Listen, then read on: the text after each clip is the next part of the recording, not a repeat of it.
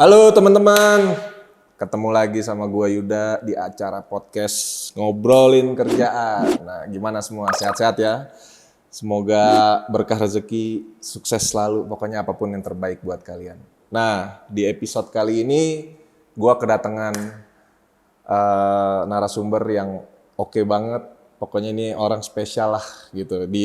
Spesial di sini, spesial di perusahaan ya pokoknya orang penting nih jatuhnya. Jadi beliau adalah quality profesional. Nah, nanti gimana detailnya kita ngobrol-ngobrol ya sama beliau. Oke, kita sambut Mas Helmi. Gimana, sehat Mas? Sehat. Sehat. Alhamdulillah. Jauh tadi Mas ke sini? Lumayan, agak ngantuk dikit jalan. Karena lurus doang ya masuk tol. Iya. Oke, Mas Helmi, gue penasaran nih pekerjaan atau profesi lu sekarang karena sempat ngobrol-ngobrol tadi kita sedikit soal gimana pekerjaan yang lu jalanin sekarang, Mas. Gitu. Iya. Gue sebenarnya kebayang quality mungkin semacam quality control or quality assurance mungkin ya gitu. Tapi kan gue juga belum tahu nih dan nggak mau tahu Mas dan. Iya, benar. Monggo Mas, gue pengen tahu banget dari lo detailnya seperti apa gitu. Background lo deh Mas, awalnya ini apa sih Mas gitu? Oke. Jadi gue ini backgroundnya dari teknik, Mas. Teknik, cuman memang tekniknya di teknik industri, bukan teknik elektro, sipil atau apa yang spesialis gitu ya. Jadi ya sebenarnya teknik industri ini agak generalis juga.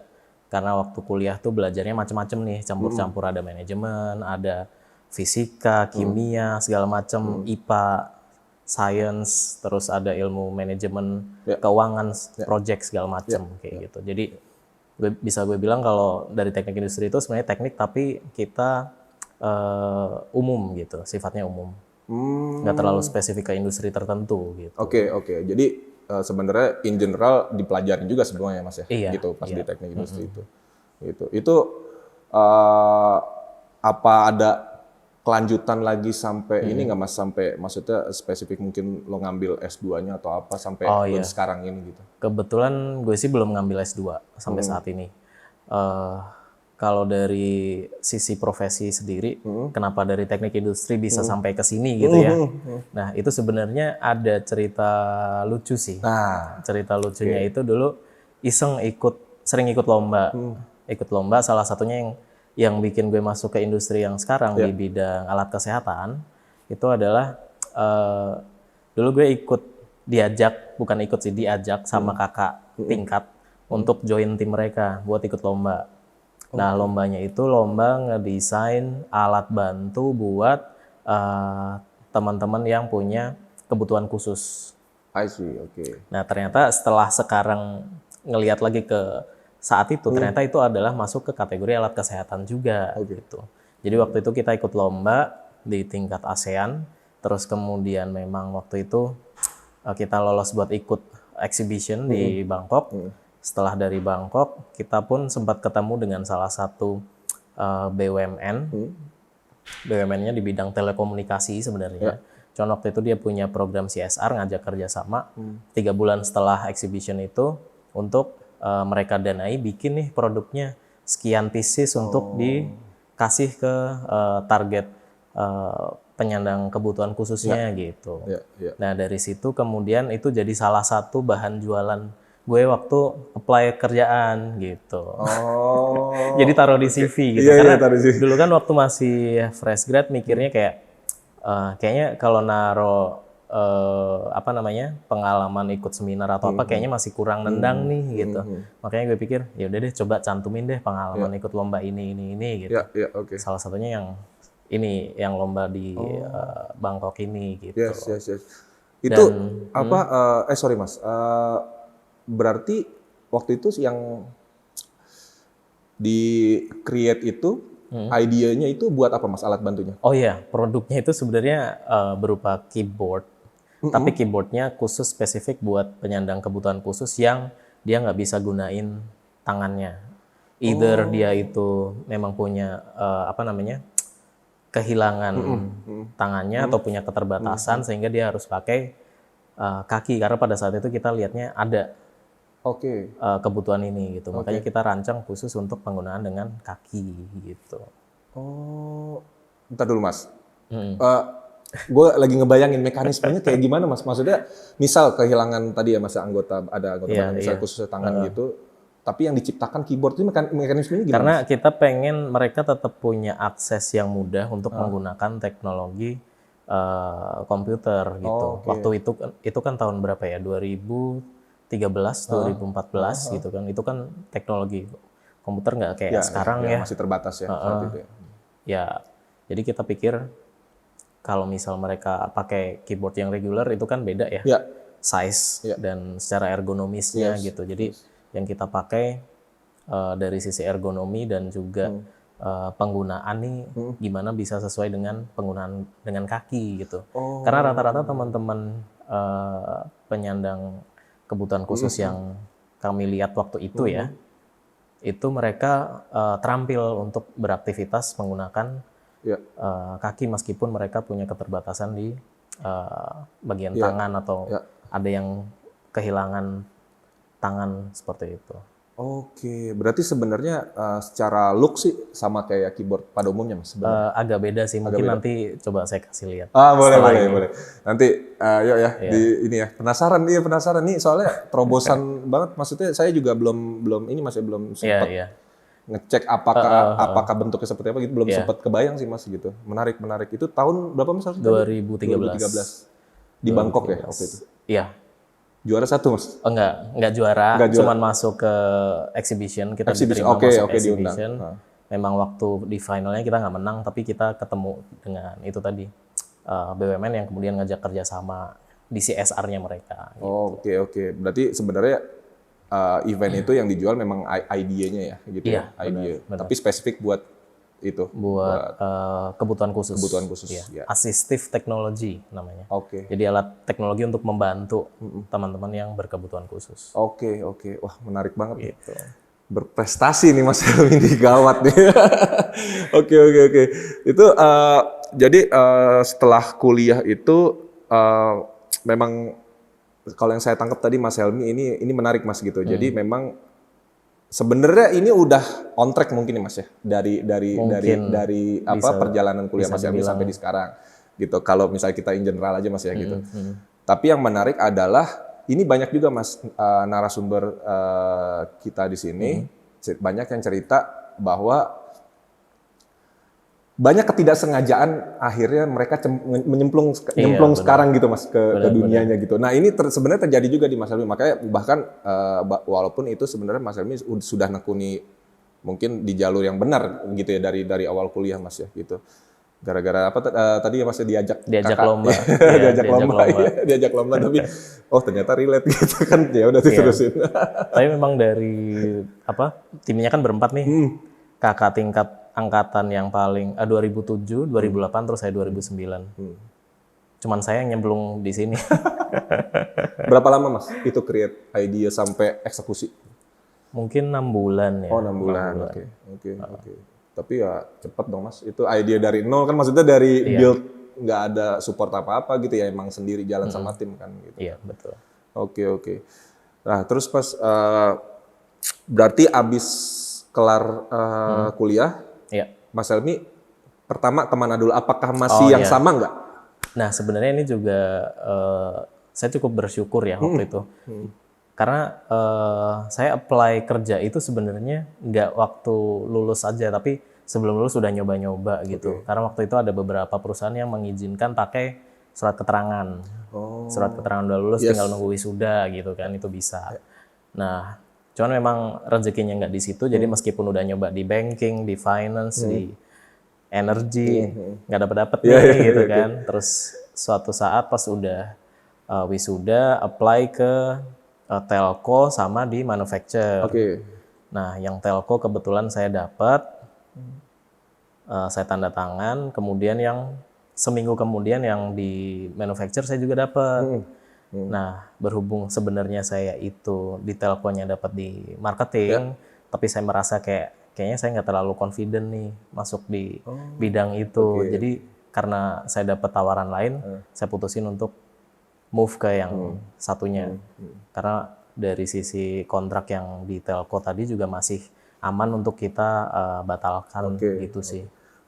Jadi emang komunikasi langsung ke HR-nya, ternyata saya begini. Oh justru marketing Mas, waktu telco? Iya, dapatnya marketing, sales marketing. Oke. Cuman karena saya pikir kurang confidence gitu ya, jadi kayaknya manufaktur lebih masuk nih gitu. Terus juga maksudnya dari prestasi sebelumnya juga kayak nanggung Mas ya, maksudnya kan kalau ya Mas Helmi sama tim itu nge-build something, jatuhnya kalau ke tim marketing kan ya mungkin sama-sama jualan ya tetap kan gitu kan, karena begitu kita build produk ya kita harus jualan gitu kan. Betul. Gitu, nggak ada salahnya juga, cuma mungkin kalau misalnya kalau dari Mas Helmi lompatnya langsung ke situ kayak nanggung ya gitu. Mungkin kayak ini dulu di yang lebih spesifik lagi, baru mungkin nanti sales sambil bisa jalan. Kan kalau marketing kan soft skill ya Mas ya, maksudnya kan itu bisa sambil jalan kan gitu ya kan kasarannya. Baru dari situ Mas Helmi ambil keputusan ke manufaktur tadi. Iya. Tapi dulu yang sales itu sebenarnya juga ada background-nya. Kenapa saya berani jual diri ke marketing sales gitu?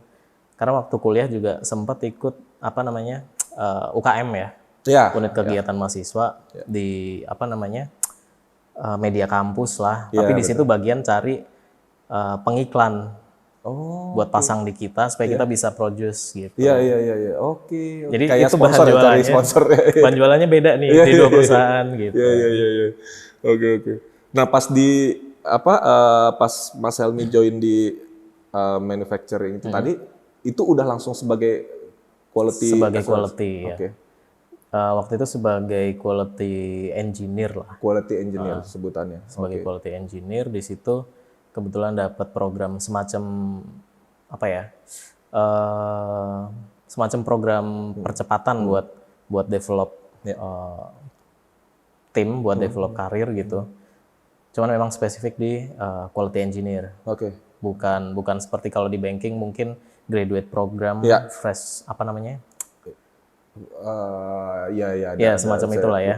Semacam itu, semacam itu. Jadi dari situ dapat banyak exposure juga selama di dalam manufaktur. Oke. Waktu itu manufacturing yang pertama itu apa Mas? Oh iya, bidangnya di alat kesehatan. Oh sama, di alat kesehatan. Jadi waktu itu dia bikin campus hiring, apply dapet, dan memang bahan jualan utamanya yang tadi. Terus di situ specialty-nya eye care. Jadi produk perawatan mata khusus untuk contact lens. Jadi mereka produce contact lens untuk tujuan ekspor. Oh, tapi lokal punya? Pabriknya ada di Kepulauan Riau di Batam. Oh, di Batam, oke. Dia perusahaan swasta asing, bikin pabrik di Batam, kemudian mereka lakukan penjualannya nggak langsung ya, nggak langsung ke Indonesia, tapi mereka ekspor dulu ke Singapura, baru dari situ mereka distribute ke seluruh pasarnya. Gitu. Oke. Dan Mas Helmi penempatan di Batam, saat itu? Iya. Lama tuh Mas? Lumayan lama, 3,5 tahun lah saya join di sana. Ya. 3,5 tahun. Oke. Menarik. 3,5 tahun di sana, lanjut ke? Pindah ke Jakarta. Gitu. Yang sampai sekarang ini? Beda. Ini beda nih. Sekarang perusahaan ketiga saya bilang. Ketiga. Oke. Dan itu tapi masih di spesifik? Masih di alat kesehatan ya, gitu sampai sekarang ya. Oke, berarti wah udah ini banget ya, udah on track banget nih Mas Helmi sebenarnya deh. Kalau di profesinya yang sekarang gitu. Nih Mas, kalau misalnya Mas jujur-jujuran Mas. Ya. Profesi yang Mas Helmi jalankan sekarang, passion nggak? Nah, ini pertanyaan yang bagus sih. Jadi, gue dulu ngerasa agak berat ngejalaninya. Karena tadi dari background teknik industri, teman-temannya itu kan nyebar ya ke banyak industri. Jadi kita nggak bisa head to head ketika kita ketemu ngobrol. Kadang topiknya beda-beda. Kadang nyambung, kadang enggak gitu kan. Sempat merasa ada rasa minder, ternyata industri teman-teman lebih bagus nih, atau lebih kayaknya jangka panjang lebih menjanjikan atau gimana gitu. Tapi itu karena industri alat kesehatan di Indonesia itu masih kecil, saya bilang. Yang tahu. Kalau secara valuasinya sih gede, industri alat kesehatan itu gede. kelihatan dari waktu kemarin sempat kejadian pandemi ya, itu alat kesehatan di mana-mana dicari gitu. Oke. Nah, waktu itu karena agak berat ngejalaninnya jadi nggak passion. Cuman gue inget ada yang bilang dulu love what you do or do what you love gitu kan. Jadi ya udah karena rezekinya di situ ya coba gimana sih caranya biar bisa suka, biar bisa enjoy sama kerjaan di bidang ini gitu. Yes. Oke. Iya, menarik. Quotes yang menarik gitu ya, Pak. Jadi quotes legend itu. Iya, kurang lebih gitu sih. Nah, berarti Mas Helmi ini di yang sekarang alat kesehatan ini jatuhnya kan tadi ya mungkin kalau dibilang passion ya awalnya memang belum ya Mas. Nah, cuma mungkin sekarang ya pasti udah enjoy lah, Mas Helmi lebih enjoy lah ya. Mungkin lebih di yang jalanin sekarang karena emang udah tahu semua scope-nya seperti apa. Nah, ini teman-teman di rumah pasti penasaran Mas gitu. Apa sih yang dilakukan Mas Helmi atau scope of work Mas Helmi di quality ini gitu di alat kesehatan ini khususnya gitu. Oke. Sebenarnya kalau quality itu di alat kesehatan kalau bisa gue bilang ada 2 scope ya. Oke. Ada 2 industri besarannya. Ada di manufaktur sama distributionnya. Oke. Tapi kalau untuk di manufaktur sendiri nih, jadi saya cuma bisa kasih yang di manufacture untuk saat ini. Di manufacture kurang lebih kalau quality professional atau bisa dibilang quality assurance, QC atau quality engineer tadi ya, itu tugas utamanya menurut saya, menurut gue, memastikan gimana antara proses, kemudian sistem, kemudian resource yang ada itu bisa menghasilkan produk sesuai dengan spesifikasi yang udah ditentuin, gitu. Nah, cara melakukannya apa? Banyak. Jadi misalkan kalau dari pengalaman gue, quality assurance itu menurut gue dibaginya ada beberapa. Jadi misalkan yang pertama quality system, kemudian ada quality control, terus ada validation, kemudian ada juga operation. Jadi kalau quality system itu dia lebih banyak memastikan antara prosedur atau policy yang dimiliki perusahaan itu sesuai dengan peraturan dan standar yang berlaku. Gitu. Karena tiap uniknya industri alat kesehatan itu, setiap jenis alat kesehatan itu punya standar yang sama. Tapi ada juga yang spesifik. Gitu. Terutama di sini banyak exposure-nya ke standar-standar ISO. Atau mungkin standar-standar ASTM, terus standar-standar SNI mungkin kalau yang di Indonesia harus SNI, atau mungkin ada lagi standar-standar negara tujuan, misalkan di Indonesia nih sekarang punya standar CPAKB, punya standar CDAKB buat produksi dan distribusi. Kalau mau jualan ke Eropa ada lagi standarnya EU MDR, harus ngikutin regulasi mereka. Ke Amerika ada lagi. Ke Cina, Brazil, Jepang, Australia ada lagi. Tiap negara mostly punya gitu. Terutama negara maju mereka cukup ketat aturannya gitu. Itu kalau quality system. Kemudian tadi quality control ya. Kalau quality control ini terutama dia bersinggungan dengan proses dan juga produk. Dan juga material. Jadi kalau kita misal ibaratkan kita mau bikin gelas nih, mau bikin mug, pastikan dia butuh material, dia butuh proses, dia butuh hasil akhir. Dari sisi material nih, kira-kira material yang dibeli itu udah sesuai belum dengan spesifikasi? Karena pasti dari R&D udah nurunin nih, gue pengen bikin produk A, pokoknya materialnya harus ABCD, harus sesuai. Kalau nggak sesuai di reject. Jadi si QC melakukan inspeksi terhadap kesesuaian si kualitas material. Terus di proses sendiri kadang ada yang melakukan QC in process.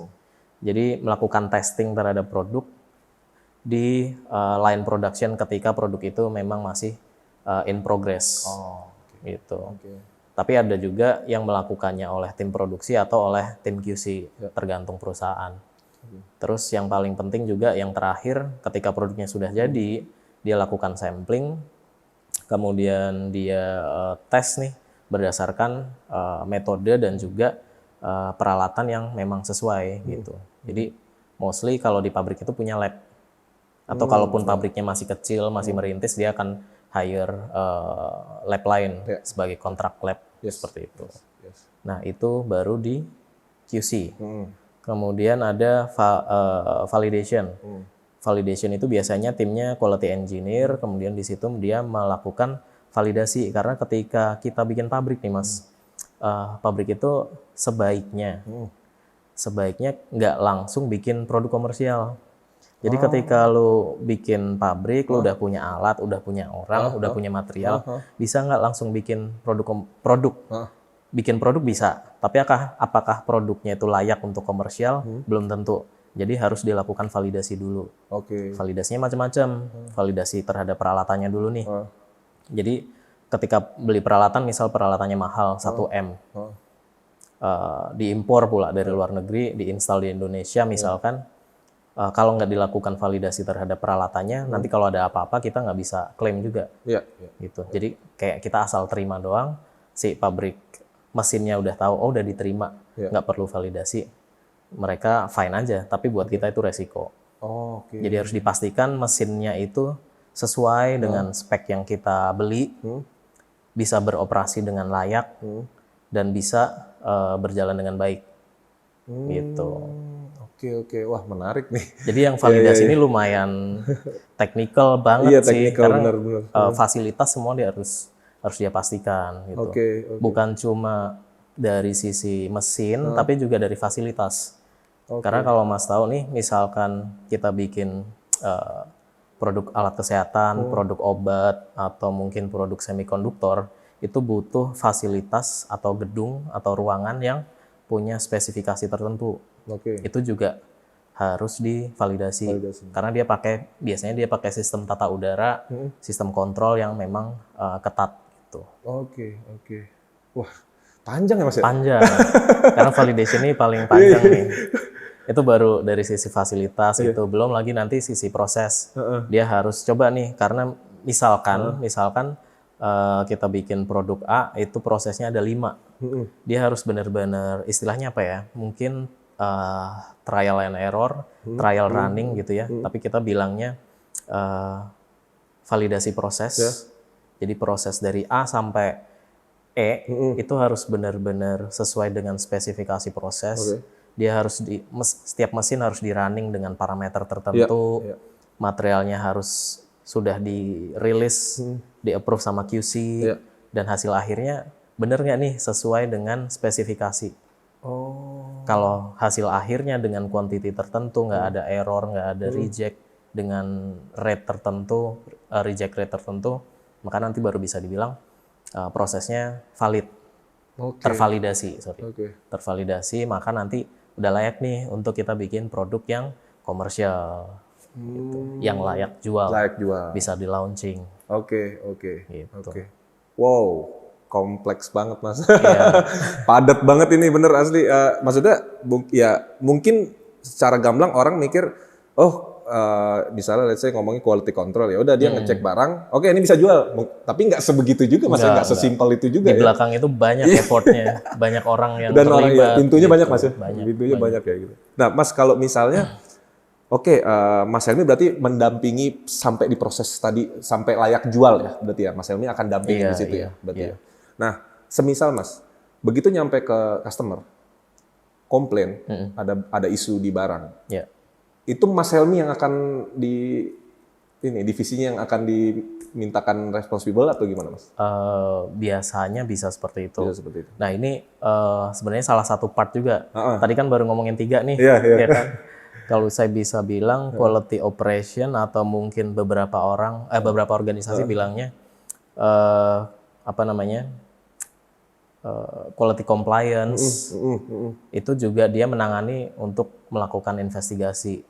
Investigasi itu ada banyak sumbernya, triggernya, Misalkan dari customer complain, atau mungkin ada dari laporan di proses, ada kejadian A yang mengakibatkan proses berhenti, produknya jadi rusak atau gimana. Jadi mereka nanti akan lakukan investigasi dari trigger itu.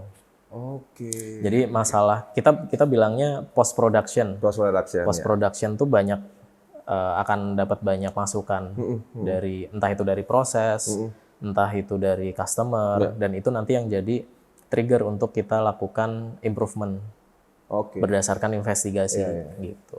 Iya sih, benar.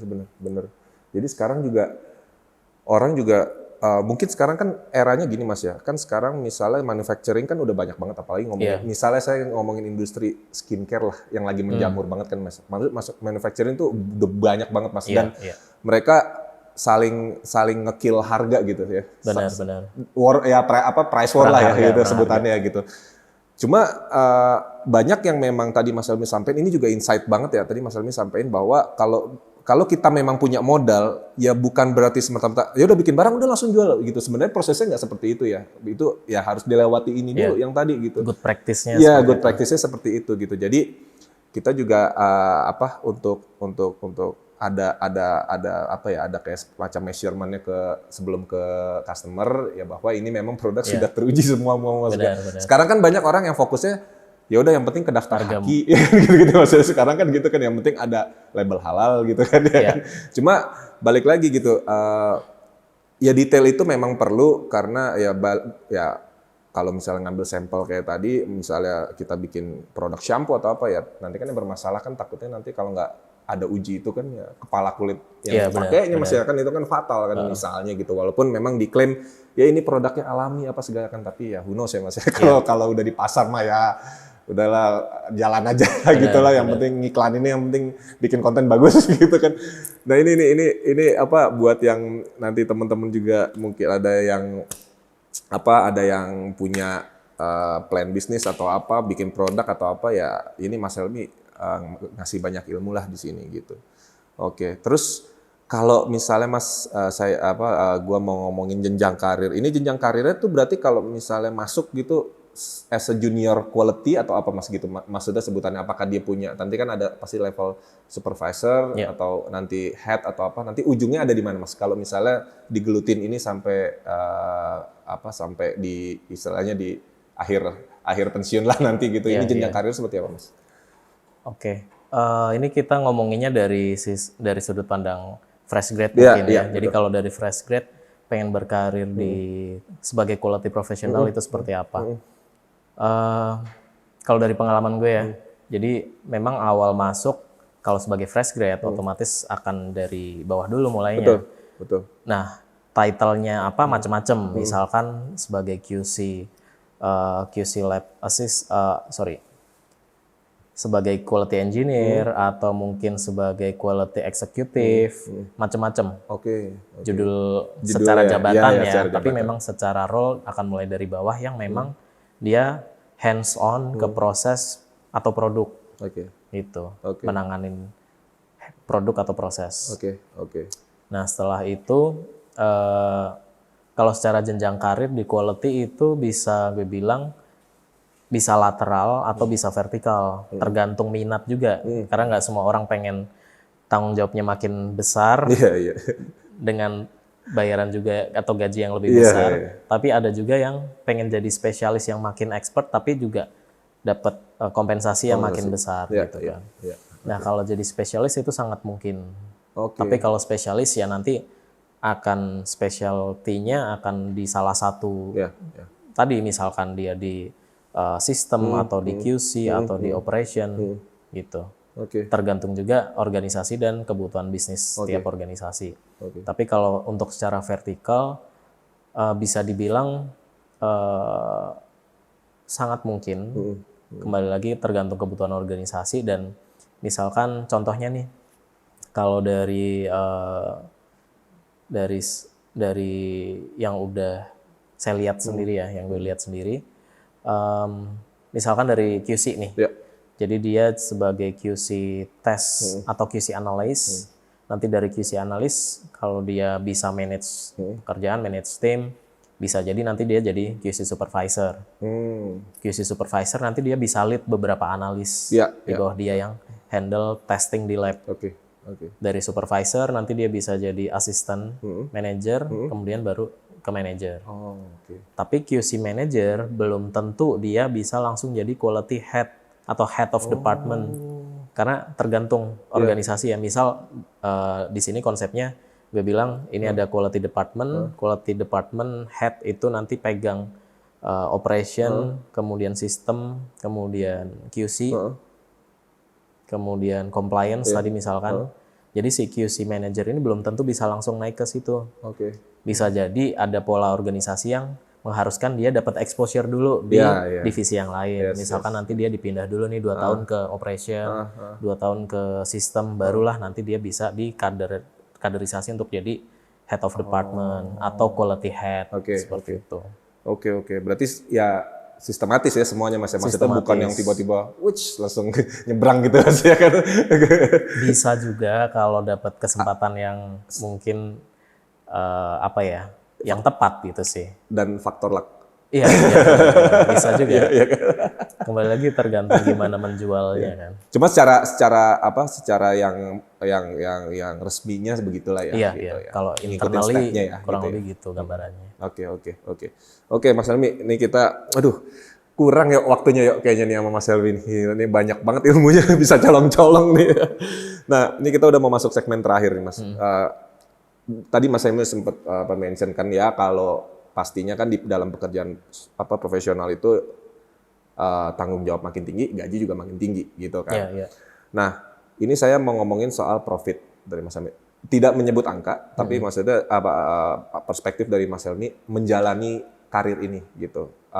Jika sudah punya sudah berkeluarga, misalnya let's say punya anak 1, anak 2, ini menjanjikan nggak Mas secara profit? Gitu.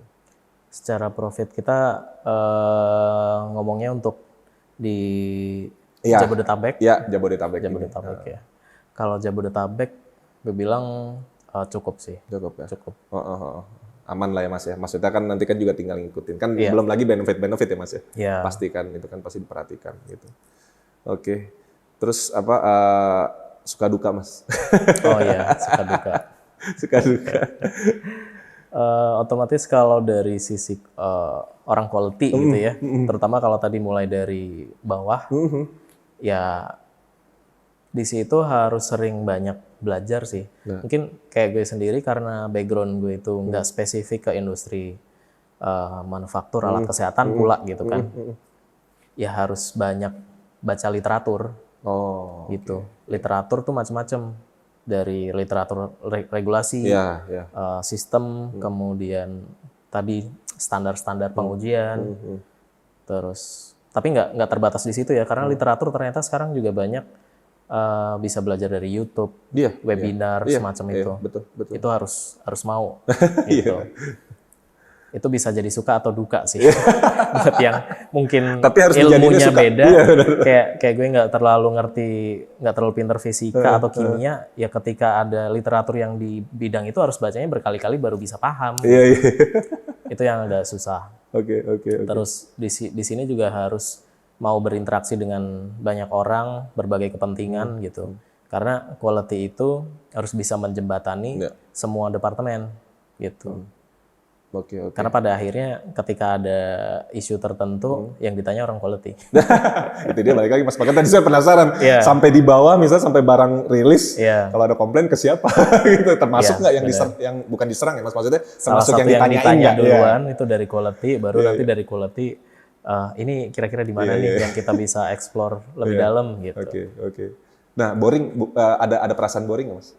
Boring pasti ada sih, pasti ada. Tapi itu kembali ke lingkungan organisasinya ya. Kalau misalkan kebetulan dapat lingkungan organisasi yang memang mau berkembang nih, istilahnya, gue udah punya produk A, udah cukup bagus, tapi ternyata di kompetisi di market tuh trennya masuknya ke produk yang lain nih, yang lagi dibutuhin. Mau nggak dia ke situ? Kalau dia mau ke situ, kita dapat project di situ ya jadi lebih exciting sih gitu. Iya. Balik lagi ya sebenarnya untuk nge-kill si rasa boring itu ya melek aja market lagi ngapain, mungkin kita bisa expand atau ngasih exposure lagi buat opportunity yang lain gitu misalnya gitu kan. Terutama kalau jadi orang quality harus bisa support di project. Kalau misal ada mau bikin fasilitas baru, produk baru, nah itu besar chance-nya untuk bisa terlibat terus ya dapat sedikit jalan-jalan lah. Karena ketika kita beli mesin atau dapat teknologi baru, otomatis di situ harus ada visit. Betul. Nah, mostly bagusnya industri ini adalah itu mostly kalau di Indonesia dia akan datangin dari luar, mesin-mesinnya maupun kerjasama teknologinya itu mostly partnernya dari luar. Jadi itu dapat exposure lagi tuh untuk bisa tahu industri di luar negeri itu semaju apa, dapat jalan-jalan juga gitu misalkan. Gitu sih. Iya sih.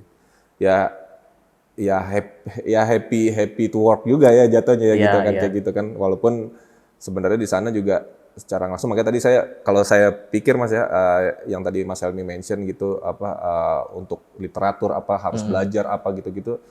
Saya mungkin nyikapinnya ya itu harus suka gitu kan, karena kalau nggak gitu kita ya nggak akan growth gitu kan jadinya Mas ya gitu ya. Oke, menarik banget. Nah Mas Helmi, ini kalau teman-teman seandainya ada yang mau tanya-tanya nih gitu sama Mas Helmi gitu, boleh nggak salah satu sosial media Mas Helmi mungkin di-share nanti kalau teman-teman mungkin mau DM atau entah mungkin FB, IG atau LinkedIn atau apapun gitu Mas? Boleh. Nanti bisa di-share. LinkedIn ya kali ya? Bisa. LinkedIn ya. Teman-teman dapat jalan nih dari Mas Helmi. Nanti kalau misalnya ada yang memang ada passion atau ada keinginan memang mau tahu lebih lanjut, kalau mau iseng tanya Mas Helmi di LinkedIn, nanti kita kasih LinkedIn-nya. Tapi kalau nggak dibalas cepat, jangan baper. Mas Helmi sibuk soalnya. Tapi nanti insya Allah Mas Helmi nyempetin balas. Insya Allah gitu. Oke. Mas, thank you banget Mas waktunya. Siap. Gitu. Aduh, ini juga. Ilmu banget nih. Ini mahal nih kayaknya kalau kuliah nih. Ya, kalau bayar kuliah mahal nih gitu. Dosennya Mas Helmi. Sip, thank you banget Mas udah jauh-jauh ke sini. Nanti kita kapan-kapan ngobrol-ngobrol lagi gitu. Soal ini. Makasih juga bisa sharing di sini. Sayang, terima kasih banget Mas. Terhormat nih ngundang Mas Helmi gitu. Oke, teman-teman, sampai jumpa di episode-episode berikutnya dengan narasumber-narasumber yang lebih variannya banyak lagi gitu. Nanti kita hadirkan yang tidak tertebak lah pekerjaannya apa gitu. Oke, sehat-sehat terus semua, sukses selalu, berkah rezeki. Thank you, sampai jumpa.